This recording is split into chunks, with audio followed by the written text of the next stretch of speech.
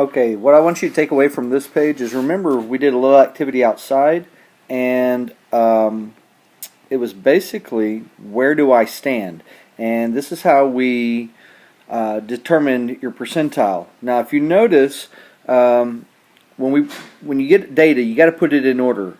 And so, for instance, when you start numbering things, 1, 2, 3, 4, 5, 6. Where in line were you? So if you were 5th out of 6th, 5 divided by 6, and you turn it into a percent, and that's how you create your 5th percentile. Also on this page, I want you to notice, here's my dot plot, okay? Now, it doesn't, as far as the data is concerned, it doesn't really have any particular shape to it. It might be a little skewed. Let's go ahead and erase this real quick. And if you notice, if I were really looking at this data, there might be a little skewness to it, but overall, one thing I really see is this clump right here. So if I were to change it to a box and whisker or a histogram, it might be a little skewed. Another thing I want to point out is, notice this data around here. All right, these are your variables. There it tells you how many are in here. Here's your mean. Here's your standard deviation, and then of course your 5-number summary right here. If you notice, there's a big gap right here, so it might be slightly skewed right, so always take that into consideration. Okay, on this page, there are 2 things you need to understand. One is the 5th percentile. Now remember, when you place them in order, and you figure out what your percentage is, you have to write in a particular sentence. So I'm kind of helping you out here. The blank, so you fill in what you're talking about, is equal to or more, so right here, so whatever you're talking about, you're going to fill in right there, is equal to or more than whatever percentage you come up with. So whatever percentage you come up with right here, it's kind of hard to write a question mark here. Anyway, the blank is equal to or more than the percent of the population. The other thing you need to realize is down here at the bottom, I don't know if you can see this. Let me see if I can erase this part here. At any rate, it might be already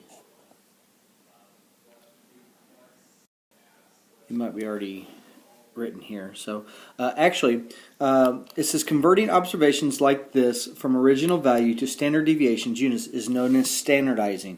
I don't know if you can see it right here, but the little definition is right there. It's called standardizing, and what we get is the standard value. So anytime you see where it asks for the standard value, that is actually asking for the z-score. Okay, that's it for that page. Alright, on this page, I want you to see that up here at the top, it's talking about standard value. So this is nothing more than the formula on how to get the z-score. Alright, and remember, x is the observation. So whether it's the time that you spent doing something, maybe it's the number of jumping jacks you were able to do, basically whatever they're talking about, x is the observation. Like in this particular problem, they're talking about SAT score, or in this one, they're talking about Lynette's height is 65 inches. So notice they put 65 inches right there, and the standard deviation was 4.29, and the average was 67. So that's how they did that. And also, the last thing about this is, remember what the z-score tells you. It tells you the direction, so if it's positive, it's to the right of the mean, and if it's negative, it's to the left of the mean, and how far from the mean. So basically, if you look at this right here, if it says 1.60 and it's positive, therefore it's 1.6 standard deviations to the right of the average, or to the right of the mean. Same thing with this one, 1.33 standard deviations to the right of the mean. And make sure you follow through with that statement. Okay, here are questions 3.1 to 3.4, and this was a couple weeks ago that we did these problems.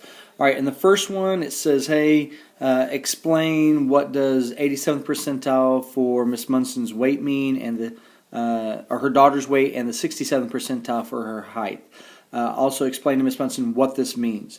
And question B says, according to the LA Times, speed limits on California highways are set at the 85th percentile.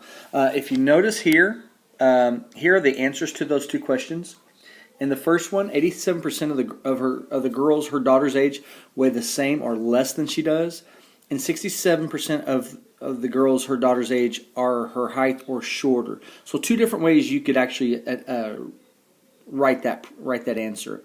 And also, according to the LA Times, the speed limits on California highways are such that 85% of the vehicle speeds on the stretches of roads are no greater than the speed limit. So make sure there's three different ways you could have written all three of those statements. So pick the one that most suits your need and how you want to write it. In 3.2, it says comparing performance. Remember, when you compare things, you can do it with either z-scores or percentiles.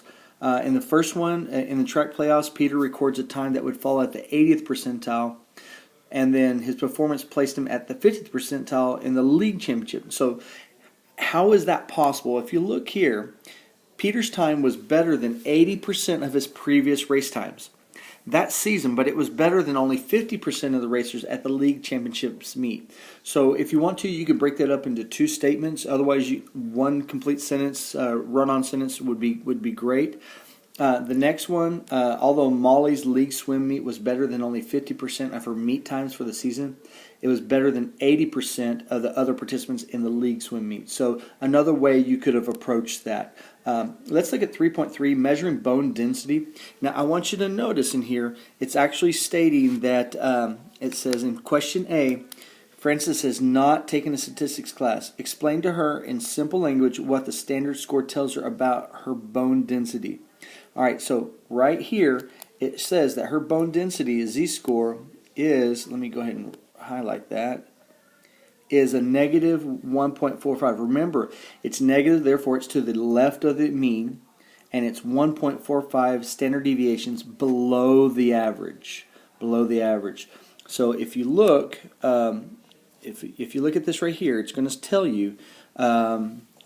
Let's see, bone density. Okay, in question A, which is right here, let me go ahead and write that. So it's right there. Francine's bone density is 1.45 standard deviations below the mean. So make sure that that negative actually tells you it's below. And follow it up and tell me who they're talking about. 25-year-old women. All right, 25-year-old women. That's very important that you always relate it back to the problem. Okay, now let me go ahead and get rid of that. And let's look at question B. Use the information provided to calculate the z-score, the standard deviation. So notice it's saying, hey, I want to calculate the standard deviation. Let me write that. Standard deviation, that means you need to calculate the z-score. All right, so now that you need to calculate the z-score, I'm going to show you this right here. Notice you need to calculate the standard deviation, I believe is what we're looking for. All right, so remember, here's your formula. It's z, let me write that down. Z is equal to x minus x bar divided by our standard deviation. And that's what they did here. We knew what the z was. We know what the x is. We know what the x bar is, but we don't know what the standard deviation is. And in doing so, what we end up doing is this. Let me back that up a little bit. All right, let me erase that. Let's see if I can erase that. Here we go. All right, so now what you're trying to do is you're trying to calculate. Okay, so you're trying to calculate what the z-score is, and what we're going to do here is, let me minimize this real quick. And you already know what the z-score is, so that's a negative 1.45 equals, we're going to do 948 minus 956 divided by the standard deviation, and we don't know what the standard deviation is. So what I would do is I would just switch these two right here, and you get standard deviation is equal to 948 minus 956 happens to be a negative 8 over, and then your standard deviation is a negative 1.45. Notice when you have a negative divided by negative, that actually gives you a positive, and then and so it actually solves the problem for, if you notice right here, there is your answer right there of 5.517 grams per centimeter squared. Always remember to add your unit of measurement. All right, the last thing we're going to look at is 3.4.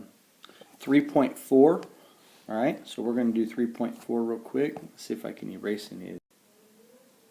All right, now on this last one, when it says comparing bone density, it says refer to the previous exercise. Quite often you'll see questions that will refer to other questions that you've done previously.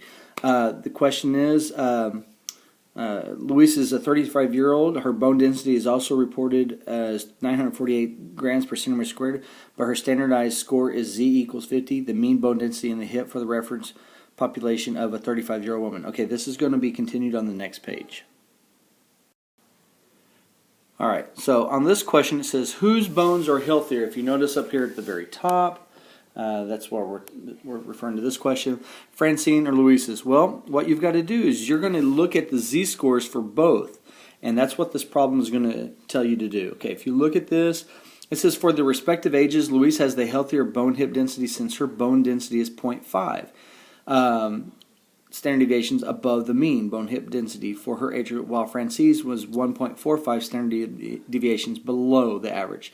Remember, positioning is very important, and it also depends on what we're talking about. Not all the time. Like we could have been talking about cholesterol level. In this case, if Francine had a cholesterol level of 1.45 standard deviations below the average, that would be great. And if Louise's was 0.5 above the standard, above the mean, then hers would be not so great because, again, we're talking about two different things. So make sure you understand what the problem is referencing. All right, let's look at question B. It says calculate the standard deviation for Louise's reference population. How does this compare with your answer to exercise 3.3b? And does this make sense to you? Well, if you notice, we're going to do the same thing here. We took Louise. She had a 50 Z-score. All right, she had a 50 Z-score, and this is her observation. We subtract the average. All right, we subtract the average, and then we're going to find the standard deviation. So basically, what we do is we end up swapping these two. All right, so 948 minus 944 is 4 divided by 0.5, which results in 8. So the result is logical since we might have expected the variability in bone density values to increase as women's age. So I want you to notice her standard deviation is much bigger than that of Francine's.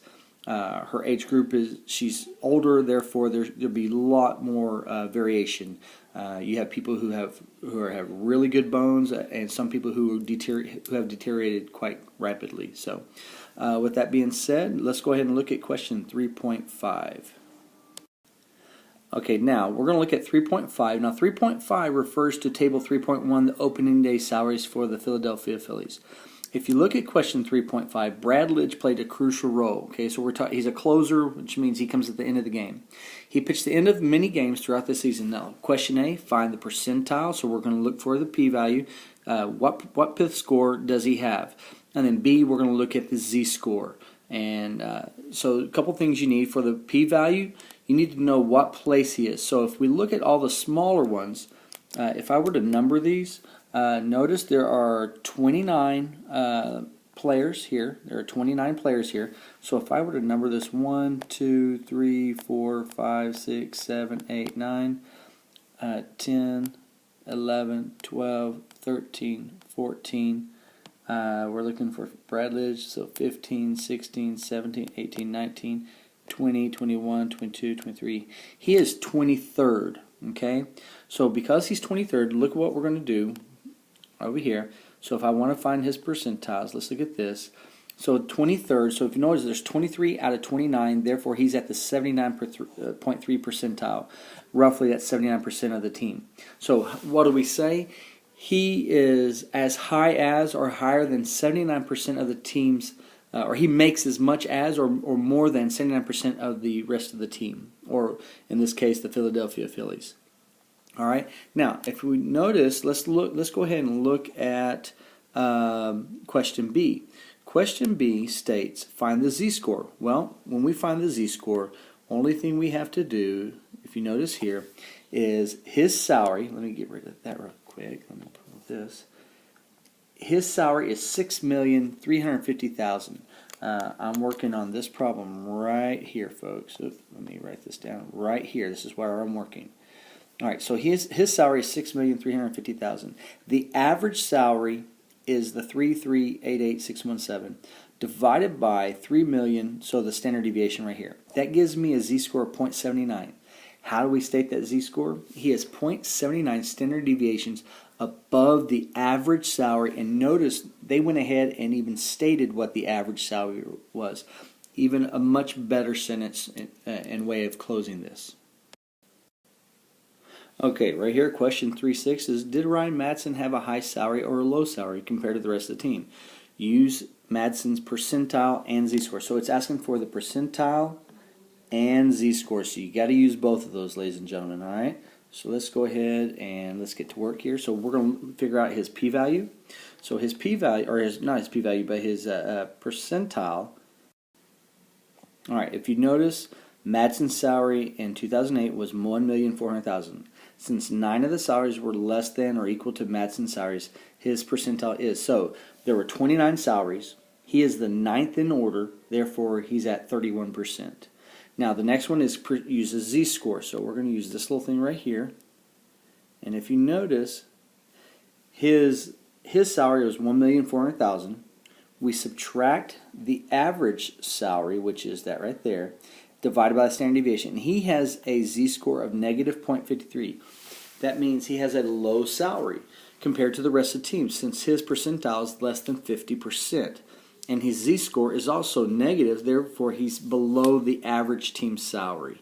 So that's two ways you can actually answer that question. All right, the next thing I'm going to do is I'm going to minimize this because we don't have an answer here.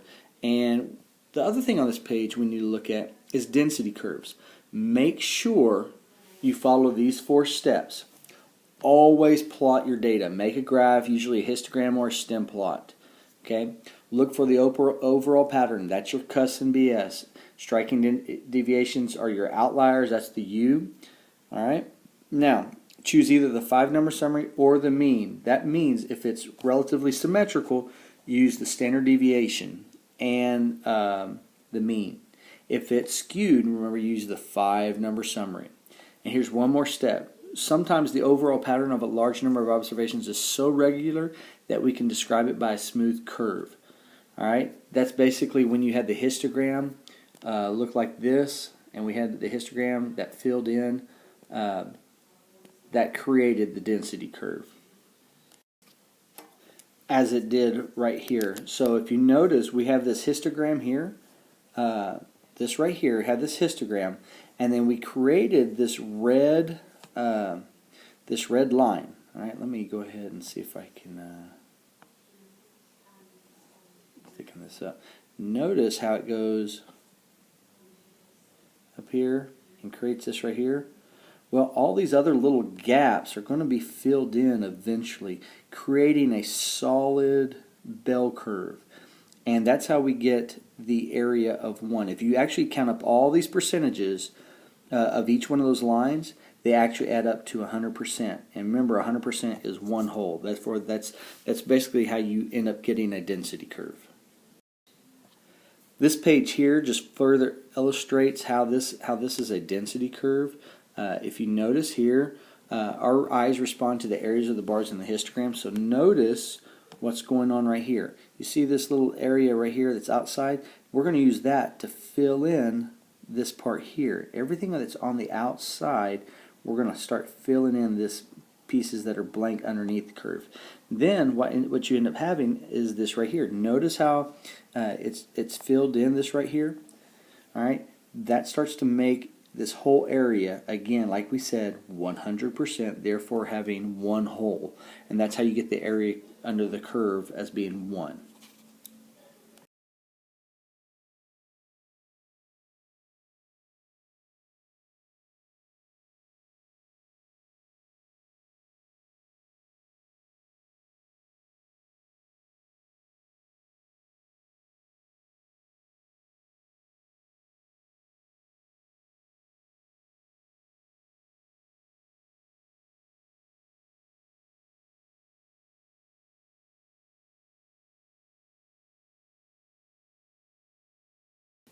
Alright, so notice, we have in a normal curve, and where it's symmetrical, we actually have the mean and the median in the middle. Notice, the median is called the equal areas, because here is 50%, and here is 50%. Alright? The mean in this case is the balancing point. So it says the mean is the point at which the curve would balance if made of solid material. So just think about it. This is symmetrical. Therefore, in the middle here, that would be the balancing point. On this one here, it's skewed data. So remember, the mean is going to be to the right. And again, that's going to be the balancing point. The median, again, 50% is on this side. 50% is on this side. It only means 50% of the area because the whole area is equal to 1. Alright? Alright, we're going to go to another screen here in a second. But on 3.7, it says the figure on the facing page shows the density curve for a uniform distribution. This curve has a height of 1 over the interval from 0 to 1 and is 0 outside that range. Use this density curve to answer in the following questions, okay? Well, if you notice, here it is. This is what we're talking about. Notice, this area has to equal 1. So if this distance is 1 and this height is 1, since area is equal to 1, 1 times 1 equals 1, all right? Now, if this had been if this had been 2, what would the height be? Well, notice, if my area is equal to length times width, and if I have an area of 1, and if I have a length of 2, I want to know what the width would be. Well, when I divide by 2, I end up getting a width of 1/2. So always make sure you look at what is given and adjust from there. Okay, now, to answer these questions, why is the height of the curve equal to 1? Because 1 times 1 has to equal 1, because the area has to equal 1. Question B, recall that the mean of a density curve is the balance point. What is the value of the mean of this distribution? Well, if we look at the balancing point, since this is symmetrical, I can just draw a line straight down the middle. It's going to be somewhere around here. And if you look at it, common sense tells you that, hey, that's 0.5. Now, what is the median? Again, it's symmetrical data. And remember, in symmetrical data, the mean and the median are usually going to be about the same. So in this case, the mean is also 0.5. What does this tell you about the curve? It means 50% is here and 50% is here. So that's 50% because it's the equal areas. It's the equal area number. And then what percent of the observations lie between 0 and 0.4? Well, if you locate 0.4, 0.4 is going to be about right there. So if this is 0.4, that means this distance is 0.4. This height is 1. If you find the area, that's going to be 0.4 times 1. So that's going to be 0.4, which that's going to be 40%. All right, 40%. Okay, and then here's the answers to it. If you look right here, it basically just restates and illustrates what I just said. Okay? Alright, now remember, look at 3.8. You're going to be asked to do this. Refer to the previous exercise. Now consider a uniform distribution. Uniform means it's equal, okay? It's uniformly distributed. It's equally distributed over the interval from 0 to 2. Well, I ask you to sketch a graph, and then what is the height of the curve? Remember, the area has to equal 1. Question B, what percent of the observations lie between 1 and 1.4? And then explain your answer. And then find the median and the quartiles. All right, well, if you notice, let's look here. Let's look at how they answer this question. All right, so you know you have a interval of 0 to 2. That's this right here. Okay, so 0 to 2. Well, if you have an area of 1, you have a width of 2. What's your length of 2? If I divide by 2, your width is now 1/2. That's why we have our height of 1/2. Question B. Now notice, I'm going to label these points here. Alright, it wants to know between 1.4 and 1. Let me go ahead and go back to this question. If you look what it says what percent of observations lie between 1 and 1.4. That's what it states right there. Okay, let me go ahead and erase that. Alright, so between 1 and 1.4. So let's look at this right here. If I pick out 1 and 1.4. That's a distance of 0.4. Okay. Well, if I have a height, if I have a length of 0.4 and I have a height of 1/2, that's going to give me 0.2. And if you notice, that's what happens right here. It gives me 20% of the observations lie between 1 and 1.4. So always consider it as a geometry problem. Okay. Now let's look at question C. Question C says, find the median and the quartiles. Well, that's easy. You're going to look for 25%, 50%, and 75%. Well, if you look at this, look what they do. Q1 is the value such that 25% of the curve is less than this value. So if I look at, if you look at 2, let's go ahead and let's get rid of that right there. If I know that 1/2 is going to be right there, all right, that's 1. That means half of that is going to be 0.5, and 3/4 of that is going to be 1.5. Okay, so basically, if I do right here 0.5 times 1/2, that would give me the first quartile, and then I do 1.5. All right, so basically it just says, hey, where are the quartiles, and there they are. All right. Okay, look at question 3.9. It basically says sketch a smooth curve that describes the distribution well. Mark your best guess for the mean and the median of the distribution. So we're going to do that for both figures. All right, so I'm going to bring this figure back. I want you to notice what they did. They simply just sketched over it and made this nice smooth curve to follow along. The distribution is skewed to the right, so the median is going to be less than the mean. All right, the median is approximately 3.5, so they said that the median is going to be about 3.5, which is right there. Therefore, the average could be about 4.2, so they just dropped it down a little bit further. Okay, now let's look at this other one. This is for the one that's a little bit more uniformly distributed. Notice they just created this little bitty box. All right, so if that's the case, the distribution is well approximated by a uniform distribution between, let's see what they say right here, between 0 and 9. So if you take that, and if you know that you're going from 0 to 9, half of that's 4.5. And since it's uniform, that means both the mean and the median are going to be about the same. So there you have it for that particular problem. Okay, that answered question 3.9, and 3.10 answered this one right here. All right, so basically 3.10 was answered when we just did that description. So let's go ahead and get rid of this. All right, let's look at question 3.11, mean and median. It says shows two density curves. So figure 3.10 shows two density curves. Briefly describe the overall shape of each distribution, and it goes on to talk about it a little further. So let's go to the next page. We're going to stop this and go to the next page. Okay, now we're on the next page. If you look at both of these, this first one is relatively symmetrical.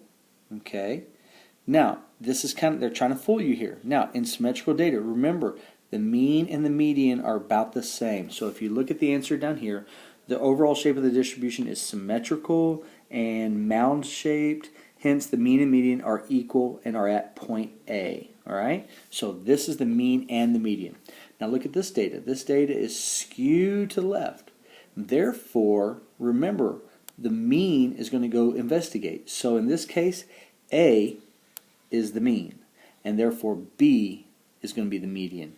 It's single peaked. This is also the one on the left. They're both single peaked. Just the one on the right is skewed to the left. Remember, if you had a ball here and it rolled down, it rolled to the left. Okay? There you go. Now let's look at question 3.12, percentiles and density curves. All right, let me go ahead and get rid of all this other stuff. All right, so let's look at this question right here. Let's move this and let's take a bigger look at this. It says Joey told his dad that he scored at the 98th percentile on a national standardized test. Wow, that's great. 98th percentile. What does that mean? So basically, the scores on this test are approximately normally distributed. So it's going to be, when he says normally distributed, that means it's going to be a symmetrical curve. So sketch a normal density curve and show the approximate location of Joey's score. All right, so we know how to do that. Let's go ahead and sketch a normal curve. Well, this is what you're going to get. When we sketch a normal curve, and it says his z-score was 98. So we basically did a z-score of 98%, and there you go. Let me go ahead and erase that. Let me go back. Now let's see what it says. He's at the 98th percentile. Okay, not his z-score, but his pith percentile.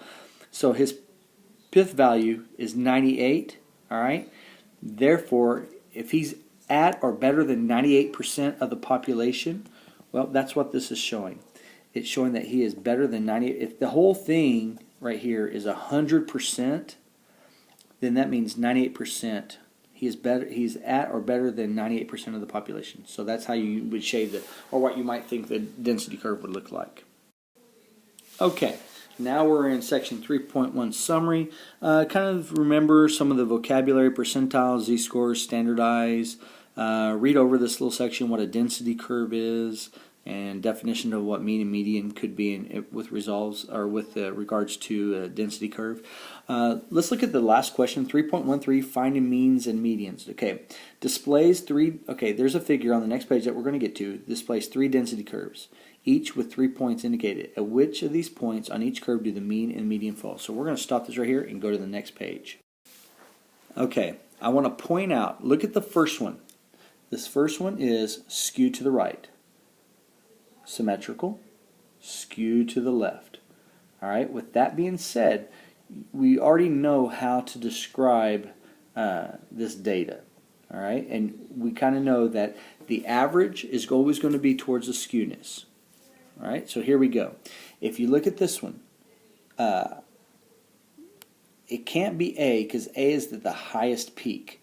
So B in this case is going to have to be the median, and C is going to have to be the mean. So remember, it's going to be median and then X bar. This tall one right here in the middle, that probably is the mode. Let's go ahead and double check and see what the answer key says to that. All right, so let's look at the answers here. The distribution is skewed to the right, thus the mean is to the right of the median. Point A clearly does not mark the 50th percentile, so the median must be at B and the mean at C.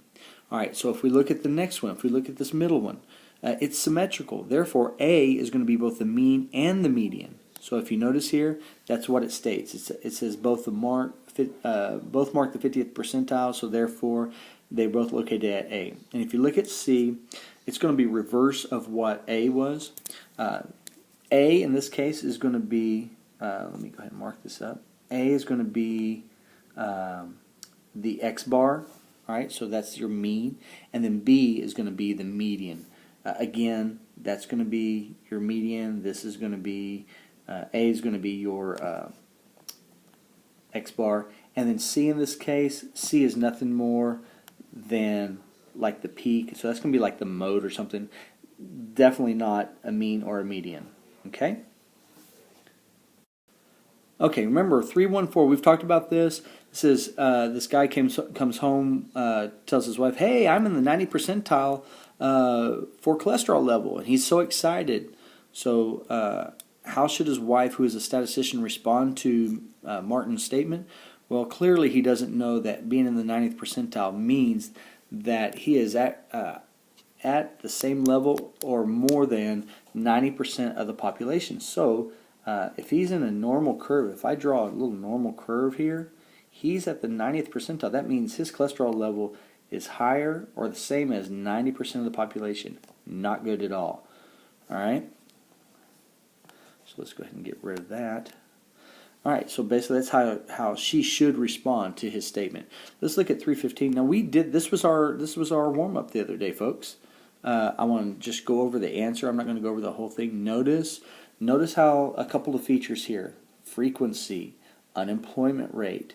They've got increments of 3. So this is from 1 to 3. They went by halves here. Okay, they went by halves. You notice that they also put marks at the top to indicate how many they have. So they have 1, 2, 3, 4, 5, 6, 7, 8, 9, 10, 11, 12, 13 bars. And they use their 1 var statistics in the calculator in order to calculate the mean of the 50 observation is 5.598. So I'm going to go ahead and let you look at these answers real quick since we've already covered this. So let me go ahead and blow this up a little bit. Illinois had an unemployment rate in the 40th percentile. So 40 out of 50 basically, or they were 40th, so they're 40 out of 50, which means they have a pith value of 80%. So they have more unemployment equal to or more than 80% of the population. And then question D, 0.4 times 50 is 20, so we've already went over that Texas is the 20th state, and they were actually, the z-score was below that. Okay?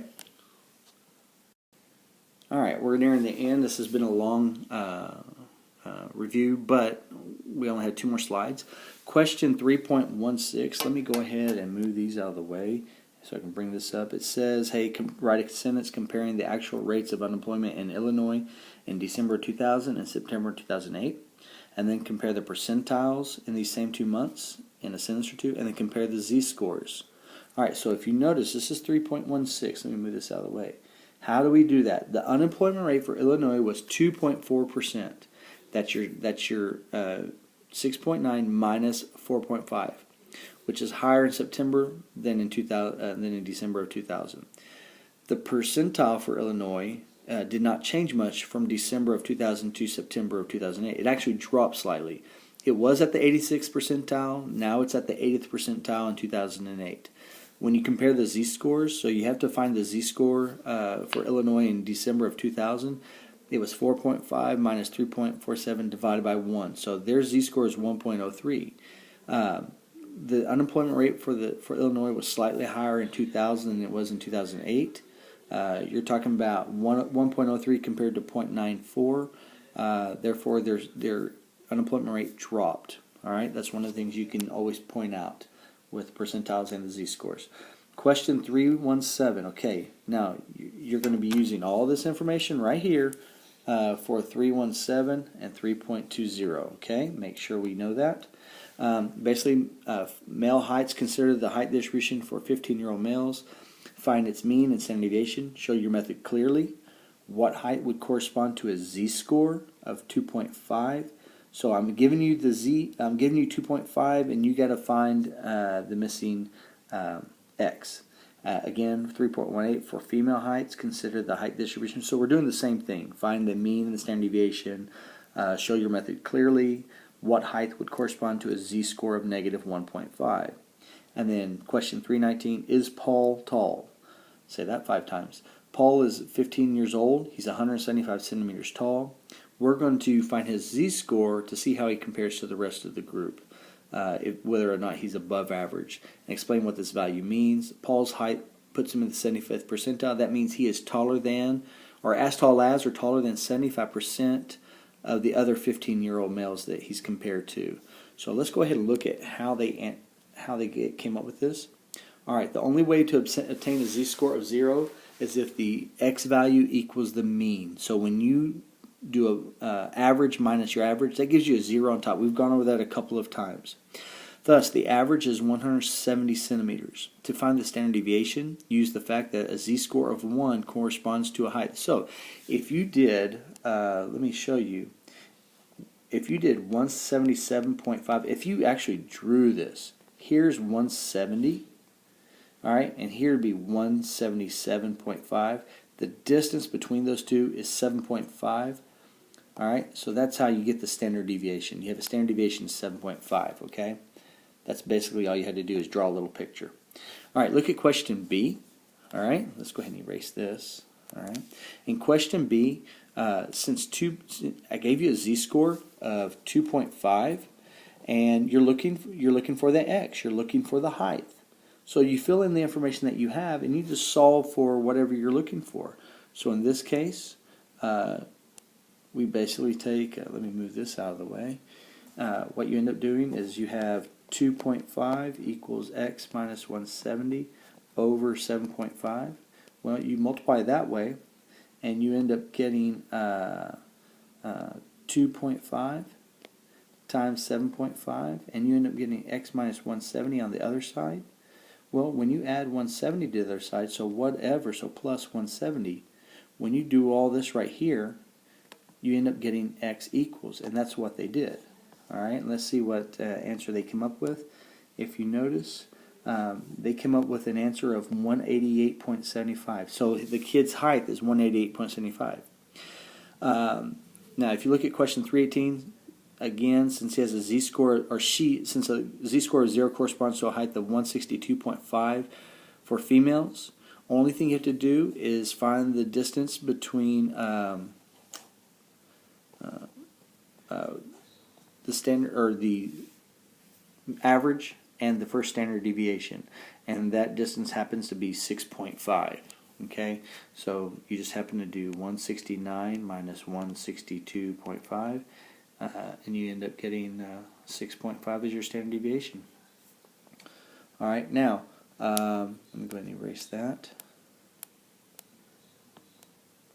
All right, so question B. Again, doing the same thing as we did in question 3.17. You're going to fill in all the information that you know and then solve for the missing variable, which is the height, and the height happens to be, the female is 152.75. Okay? Now, with that, we're going to move on to 3.19. We want to find out what the z-score for Paul is, so we're going to take 175 minus 170 divided by 7.5. That means he's at a z-score of 0.67, which means he is 0.67 standard deviations above the average. So, and then the last question, 75% of boys Paul's age are shorter than or equal to his height. So basically, how do you describe a pith value? Okay? All right, finally, last but not least, Miranda. She's 16 years old and 170 centimeters tall. We're going to find the z-score corresponding to her height and explain what this value means. So the z-score, notice right here, here's her z-score. All right, it came out to be 1.15. That means she is taller than average for her age. Her height is 1.15 standard deviations above the average age, average female height for her age. Notice you complete the sentence. Don't just tell me her height is 1.15 standard deviations above the average. Tell me above the average for who or for what. Question B, explain to someone what the 88th percentile means. That means she is as tall or taller than 88% of the 16-year-old girls, or among other 16-year-old girls. And then finally, refer to exercise 3.19. Who is taller relative to their peers, Miranda or Paul? Well, if you look at their percentiles, Miranda is taller than Paul, since her height is at the 88th percentile, and Paul is only at the 75th percentile. So it says relative to their peers. So when you say relative to the peers, not which one is taller to each other, but to their peers. Since Miranda is taller than 88% of the girls her age, and Paul's only 75th, therefore Miranda wins.